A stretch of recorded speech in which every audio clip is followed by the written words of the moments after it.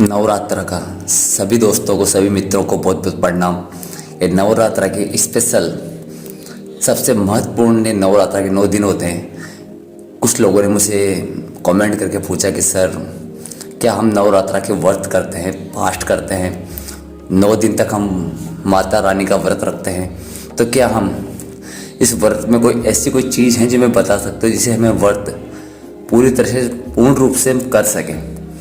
तो मेरा इस पे कोई वीडियो बनाने का कोई प्रोग्राम नहीं था, क्योंकि मैं अभी किसी कंपनीज के बारे में या सोशल मीडिया के बारे में काम कर रहा था। लेकिन मुझे लगा कि अगर मेरे सब्सक्राइबर्स ने मुझे ये पूछा है तो मैं इसका जवाब उन्हें ज़रूर दूं कि व्रत के लिए क्या चीज़ इंपॉर्टेंट है और क्या नहीं है। आप लोगों को अगर पूरा वीडियो देखोगे तो मैं इसमें आपको बहुत अच्छी चीज़ बताने वाला हूँ जो आपको वीडियो में पूरी जानकारी मिलने वाली है कि आप व्रत को किस तरीके से कर सकते हो। अगर आप व्रत करते हो तो व्रत के कुछ नियम होते हैं, उनकी पालना आपको करना चाहिए। व्रत सभी करते हैं, मैं ये नहीं कहता कि नवरात्र का व्रत ही इम्पोर्टेंट है। व्रत आप कौन सा भी करो, जिस भी व्रत को करते हो, लेकिन व्रत के करने के कुछ नियम होते हैं। बहुत से लोग कहते हैं, सुनते हैं लोगों से कि यार मैंने किसी पंडित ने या किसी महात्मा ने मुझे व्रत बताया था कि आप ये व्रत करना, इससे आपकी मनोकामना पूरी हो जाएगी या फिर आपकी जो इच्छा है वो पूरी हो जाएगी। लेकिन कुछ टाइम बाद ऐसा होता है कि वो व्रत ही नहीं लगता, तो व्रत नहीं लगता, उसकी वजह से उसकी कोई भी मनोकामना मांगी पूरी नहीं होती और वो लोगों को दोष देना शुरू करते हैं। वो सोचते हैं कि यार मैंने अच्छा किया था, कोई कमी नहीं की, जो मेरे को बताया मैंने वही काम किया, फिर भी मेरा कार्य नहीं हुआ। तो मैं ये बताना चाहता हूँ कि व्रत में सबसे इम्पोर्टेंट क्या है। तो अभी भी अगर आप मेरे चैनल पर नए हो, पहली बार आए हो, तो मैं आपका दिल से शुक्रिया अदा करना चाहूँगा और जय माता रानी का आशीर्वाद आप पे हमेशा बना रहे। और तो प्लीज़ चैनल को सब्सक्राइब कर लीजिएगा और प्यारा सा कमेंट करके ज़रूर बताइएगा कि आपको इस वीडियो में जानकारी पसंद आई या नहीं। तो मैं आपको बताना चाहूँगा, जब भी आप नवरात्र का व्रत करते हो, और आज ये नवरात्र स्टार्ट हो चुके हैं और सबसे पावन त्यौहार माना जाता है अपने हिंदू धर्म में। किसी भी धर्म में लोग मानने के लिए सब मानते हैं, लेकिन आज पुरुष और महिलाओं के 9 दिन का व्रत होगा, स्टार्ट हो चुका है। शायद आज का व्रत आप कर चुके हो और व्रत इसने सबने कर रखा है, लेकिन आप करते क्या हो। व्रत करने के कुछ नियम होते हैं जो बहुत से लोग इस व्रत को पूरी तरह नहीं करते। उनकी वजह भी मैं आपको बताने वाला हूँ, क्योंकि उनका व्रत पूरी तरह से क्यों नहीं लगता, उनका व्रत पूर्ण रूप से क्यों नहीं होता।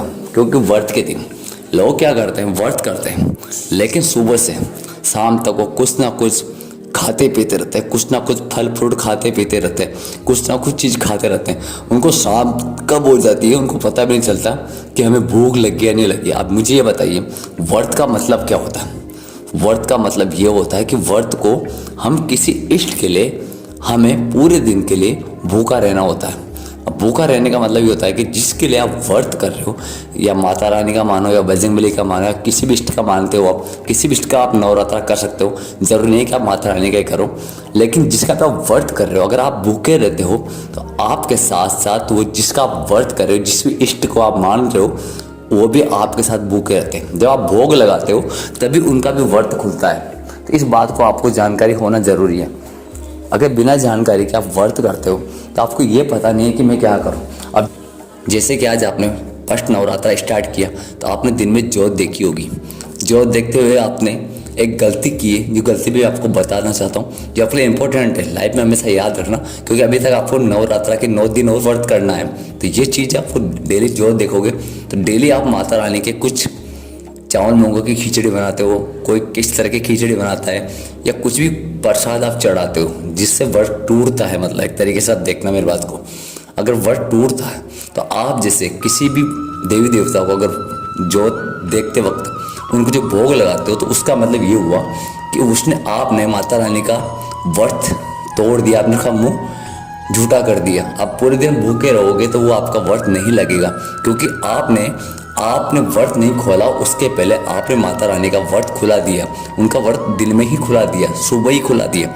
लेकिन आपसे कहना चाहूँगा, जिस वक्त आप जब खाना खाने लगो तो उसके कुछ टाइम पहले ही आप जोत देखो माता रानी की, उसकी पूजा करो, उसको भोग लगाओ, और भोग लगाने के कुछ टाइम बाद ही आप भी अपना भोजन ग्रहण कर लो। जिससे क्या है कि माता रानी को सुख मिलेगा, क्योंकि उसके भक्तों ने भी खाना खा लिया है, और खाना खाने से माता रानी भी खुश होती है और आपका व्रत भी लगता है। तो मैं कहना चाहूँगा व्रत के दिन आप ऐसी कोई भी फल फ्रूट या कोई भी चीज़ों का सेवन ना करें। अगर व्रत करें तो व्रत का मतलब होता है कि आपको पूरे दिन भूखा रहना है। भूखा रहोगे तभी आपका व्रत माना जाएगा, जब पूर्ण रूप से आपका व्रत होगा। हाँ, मैं चाहता हूँ जल और पानी की या चाय का सेवन कर सकते हो, इसमें कोई ज़रूरी नहीं है कि आप यूज कर सकते हो। लेकिन आप जैसे पूरे दिन कुछ फल फ्रूट खा रहे हो, आप सगारी नमकीन खा रहे हो, केला खा रहे हो, सेव खा रहे हो, अनार खा रहे हो, कुछ ना कुछ बना के कुछ ना कुछ खा रहे हो, ऐसा कुछ फल यूज कर रहे हो जिससे पास्ट नहीं टूटता और आप पूरे दिन मस्त हो। नवरात्र के 9 व्रत आपने कर लिए और आप बोलते हो कि मैंने नवरात्र के 9 व्रत किए हैं। अरे भाई, ये बताइए आपने किया क्या है? आपने उल्टा जितना खाना पहले नहीं खाते थे उससे ज़्यादा खाना आप नवरात्र में खा चुके हो फल फ्रूटों के जरिए। आप भूखे रहे कब? जब आप भूखे ही नहीं रहे तो आपको व्रत लगेगा कैसे? और जब भी आप किसी भी चीज़ का सेवन करते हो तो उसका भी भोग आपको माता रानी को लगाना चाहिए, या जिस भी इष्ट का व्रत कर रहे हो, जिसको आप मानते हो, उसके भी आपको भोग लगाना चाहिए, क्योंकि आपके भोग लगाने से उनका भोग लगता है। तो उनको भी आप ही की तरह भूखा रहना पड़ता है। जब तक उनके भक्त अगर खाना नहीं खाएंगे तो कभी परमात्मा भी खाना नहीं खाते। अगर भक्त भूखा है तो भगवान खाना कैसे खा सकते हैं? इस हर ग्रंथ में लिखा हुआ है कि अगर भक्त को कष्ट है तो कभी भी मत सोचना है कि आपके भगवान को खुशी होगी।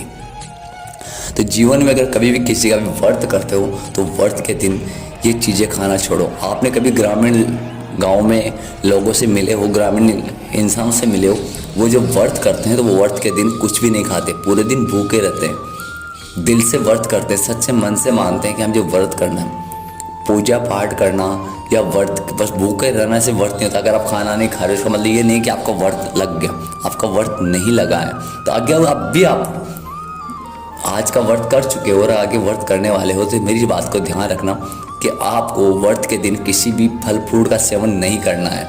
अगर आपसे व्रत नहीं होता तो आप व्रत मत करिए, कोई ज़रूरी नहीं है कि आप व्रत करो। अगर व्रत कर रहे हो तो दिल से कीजिए, जो आपका व्रत लगे, जो आप पुण्य कर रहे हो, पुण्य मतलब भूख रहे, आप भूखे रहोगे, आपको अपने आत्मा को कुछ कष्ट दोगे, अपने शरीर को कुछ कष्ट दोगे, क्योंकि आपको किसी और के लिए, अपने देवी देवताओं के लिए, उनको संपूर्ण रूप से प्रसन्न करने के लिए व्रत कर रहे हो। आपका कार्य सिद्ध हो, आपके जीवन में खुशी हो, हर चीज़ खुशहाली हो, तो उस वजह से आप व्रत रख रहे हो। लेकिन व्रत को आप कुछ खा रहे पी हो, पूरे दिन कुछ भी सेवन कर रहे हो, तो क्या आपको लगता है कि आपका व्रत लगेगा?